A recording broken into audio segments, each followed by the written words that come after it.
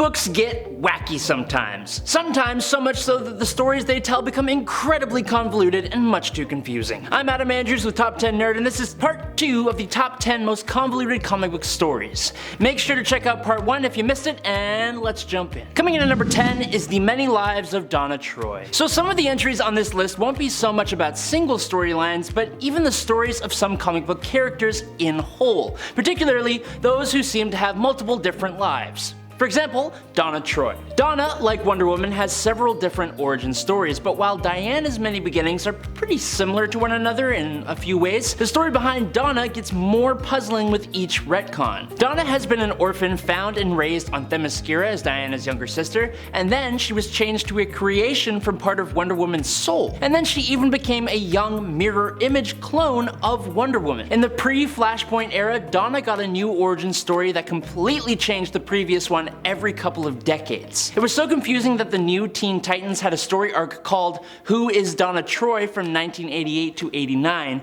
to try and clean everything up. But even the story to clean up the character was retconned. In the end, all these separate threads of Donna finally came together. She was revealed to be an amalgamation of all the Donna Troys across the universe thanks to a spell, with all her origin stories being memories of her other lives. Yes, it is very confusing. Just don't pay attention. Number 9. Pax Americana. Grant Morrison and Frank Quietly created the multiversity Pax Americana in 2014, and DC Comics fans were mostly baffled. As part of the multiversity series of books, different universes based on companies purchased by DC Comics were explored in their own stories. But this one focused on Earth 4, which is based on the Charlton Comics heroes of Pax Americana. Hence the name. We saw characters like Peacemaker, The Question, Blue Beetle, all that fun stuff, but in a story that almost seemed like a mirror of the Watchmen story with the Charlton characters standing in. The story was also told basically in reverse, but also not really. Ultimately, it all revolves around the president that formed the Pax Americana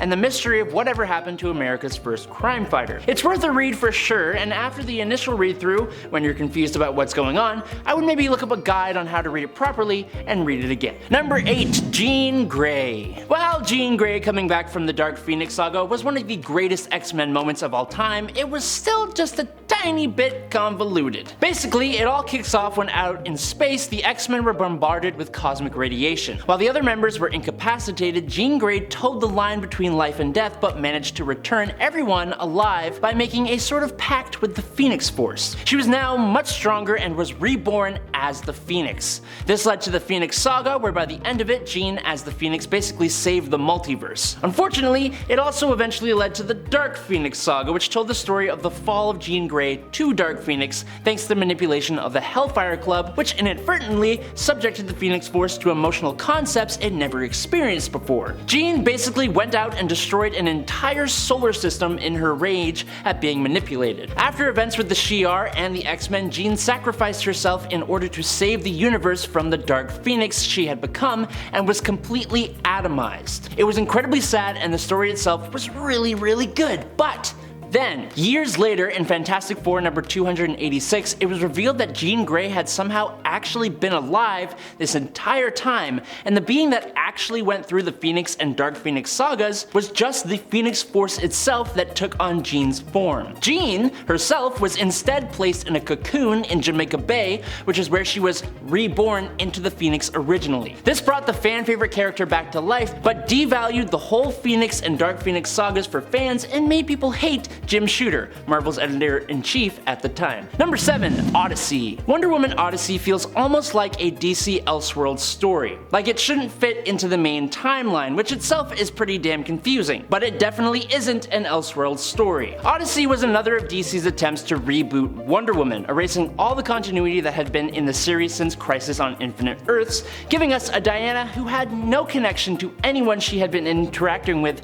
for years in the comics. The story it tells isn't too convoluted itself. It drops us into the middle of the action, making it feel like we have missed a good chunk of the story, but it goes on to tell a pretty linear line of storytelling. It's just so disjointed from the rest of pretty much anything else. But then it was basically completely unnecessary because the same year that Odyssey ended, the entire DC universe was rebooted with Flashpoint and the New 52, with nothing about Diana's new reboot being carried over. Number 6. Marvel 1602. Neil Gaiman's Marvel 1602 is one of my favorite comic book stories, but I will admit it can be a little confusing. Basically, to lay it all out, the universe that it takes place in is Earth 311, which actually got its start in a different alternate reality. On Earth 460, Purple Man used his powers of persuasion to become president for life. In that world, most heroes had been hunted down or had died from old age, but Captain America was one holdout. Unfortunately, he is captured and banished away to Earth 616's 1599, but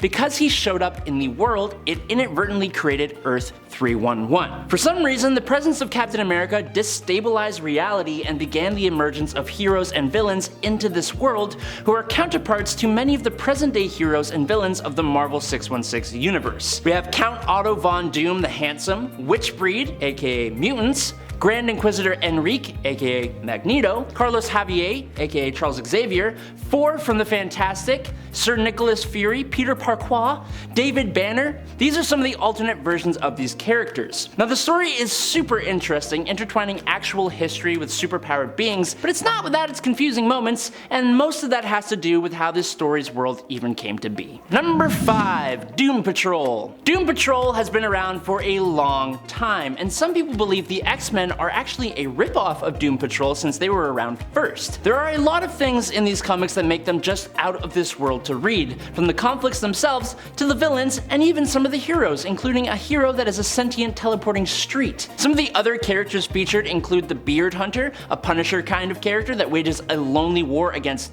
facial hair, the Quiz, a supervillain that has every superpower you haven't thought of, and Flex Mentallo, who uses his power of muscle mystery to turn the Pentagon into a circle. It's just wild, but it's not a bad story by any means, don't get me wrong. It's incredibly thought-provoking and really entertaining to read, but that's only when it isn't confusing. Some of the conflicts we see the Doom Patrol in are just wild. For example, in one storyline, the Brotherhood of Dada ended up trapping all of Paris in a painting, and the Doom Patrol go jumping into that painting, eventually teaming up with the Brotherhood to defeat the 5th Horseman of the Apocalypse that then gets transformed into a kid's rocking horse. The confusingness of this comic, I think, comes more so from a place of just trying to believe what you're reading half the time. Number 4. Final Crisis. If we are talking confusing, then you know one of DC Comics' many crisis events will make the list. Last time we spoke about the Crisis on Infinite Earths, but this time we're going to be talking about the Final Crisis, which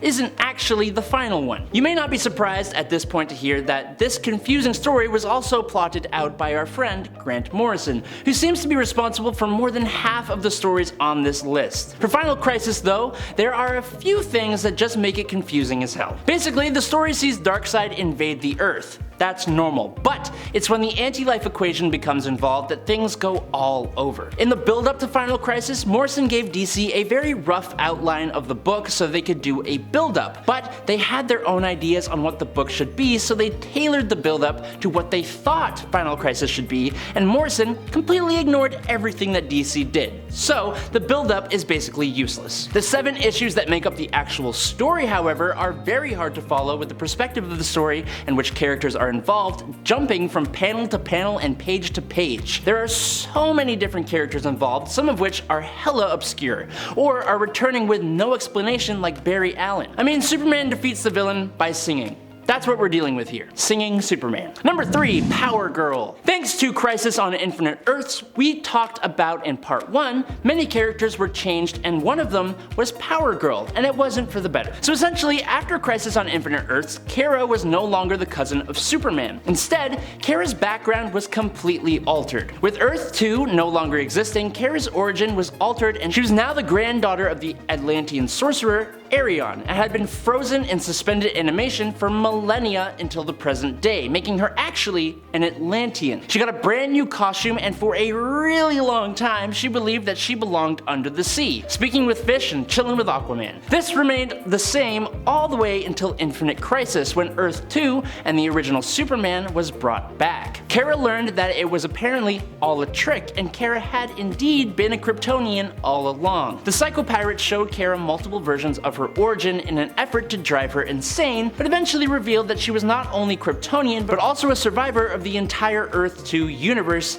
and she regained her memories when she met Lois Lane Kent. And then we have Supergirl, who is also an alternate reality version of the same person, and we're not going to talk about that. Number 2, Generations. The DC Elseworld stories are some of my favorite ones, because largely the stories are self-contained. Doesn't mean they can't be convoluted though. Elseworlds Generations is a great example. Generations basically gets rid of the idea of comic book time, following Batman and Superman's first appearances in the 1930s and then onward in real time. The two heroes basically remain unchanged throughout time, which makes sense for Superman, but for the Dark Knight, he exists forever because he essentially becomes the immortal Ra's al Ghul. It's not too bad, but it's in the third arc of the series, Generations 3, things get really wacky. Centuries pass between each of the 12 issues in the arcs, which is confusing enough if you aren't prepared for it. But then in the final issues, that's when Darkseid invades and time travel rears its convoluted head. In the final battle, Batman and Superman are transported back to the 1930s and the first issue from Generations 1. When the day is finally saved, Supes and Batman lose all their memories and start all over again, basically meaning Generations is one big convoluted circle. And finally, in at number 1, Carol and Marcus. This one is not only confusing, but it's a little disturbing too, which I think might also help to make it even more confusing. So basically, in Avengers 197 from 1980, Carol Danvers, back when she was Miss Marvel, discovers that she's pregnant. She doesn't remember how it happened, and that sweet baby is growing pretty quick. Not 3 issues later, in Avengers 200, Carol pops the little sucker out within days of even finding out that she was pregnant. All the Avengers are like weirdly excited about it, as if it's not the weirdest thing ever, and they treat Carol like she's the unreasonable one for not being excited. The baby, who has been named Marcus, grows up into adulthood in basically hours and reveals that he is actually the son of Immortus, the ruler of Limbo and one of the different incarnations of Kang the Conqueror. Immortus had Marcus with a woman he had apparently plucked out of time, but Marcus was trapped in Limbo until he could be born on Earth. So, Marcus had brought Danvers to Limbo, romanced her with a combination of charm and quote, subtle manipulation from Immortus' machines, and he got Miss Marvel pregnant so he could be born on Earth. The fact that they go on to explore the romance before it was retconned is one thing, but like scientifically, that actually makes no sense, and it's confusing as hell. Are you still confused? Well, I highly recommend trying to give these stories a read for yourself, and maybe you'll understand it better than I did. In the meantime though, I'm Adam Andrews, this is Top 10 Nerd, and I'll catch you all on the flippy flop. Peace out, nerds.